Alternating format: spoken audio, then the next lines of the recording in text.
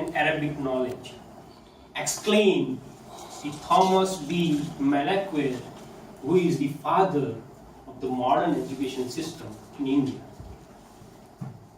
Contrary to his claim, his own colleague in British Raj, Thomas Munro, says that if you consider a good agriculture technique, cultivating and manufacturing anything which could contribute into convenience and luxury, if schooling which teaches you reading, writing and arithmetic, if behaving properly, right, and sense of charity among each other, treating your women with respect and dignity is something, a trait of good civilization, then India has all the characteristics.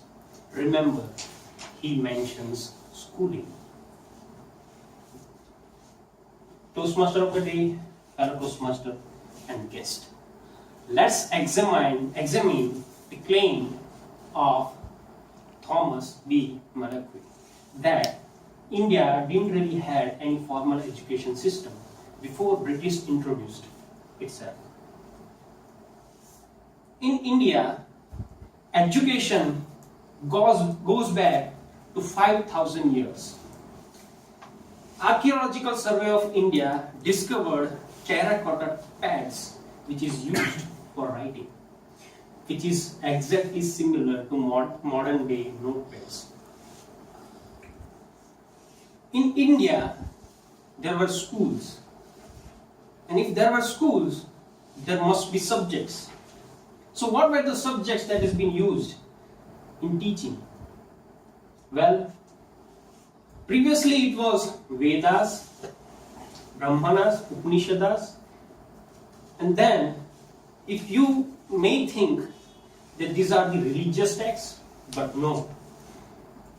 These texts contains knowledge of arts, music, drama, dance, as well as mathematics, science, geology, and Ayurveda, which is a medical science.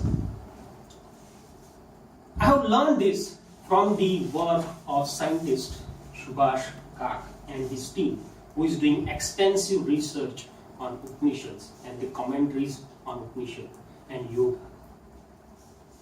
So these are the subjects. Where were the schools?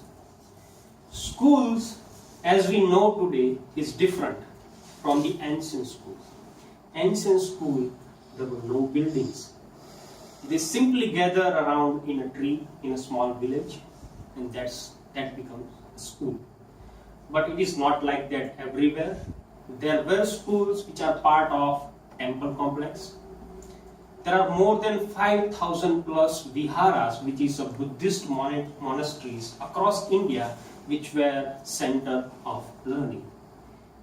If we consider those as a primary education, were there any system for higher education? Yes, there were well-known teaching centers throughout the world. The students came to those centers, and those centers, I would start with Takshashila in Afghanistan during the 5th and 6th century BCE. Nalanda, which is very famous and well known due to its reference in Tibetan and Chinese texts. The Chinese visitor Huan Sang visited the Nalanda, and he says that there were around 8 buildings, a community hall, 300 plus classrooms, there are 9,000 plus students and 1,000 plus teachers. Lectures were given every day, and the university was surrounded by parks and lakes. There were thousands of manuscripts in 3 different multi-story buildings in Nalanda. It was a huge source of knowledge. It is said to have burned for months when it was first set on fire by Bakhtiyar Khilji in 1193. Still, it was operational till 12,000 35 BC as per the Tibetan records. So these were the universities. There were Vikramshila, Vallabhi and Kundagiri in Odisha. So those universities were spread across the nation with main objective of teaching the students, not from the India but from the abroad as well. Now I talked about the ancient schooling system. What was there when British took over India?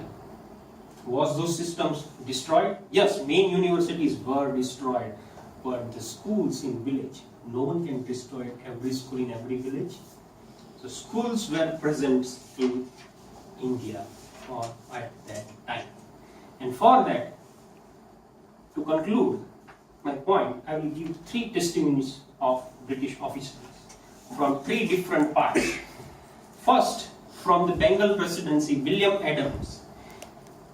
His report says that there were lakhs of village schools across Bengal and Bihar, which comes under the Bengal presidency, having students ratio where 63 students per one school. There are more than 1,000 universities or higher education systems in Bengal itself. In Madras presidency and in Coimbatore, there were 700 plus 300 schools in local villages.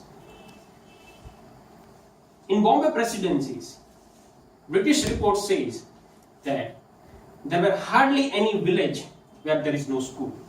If the village is big, there are more than one school.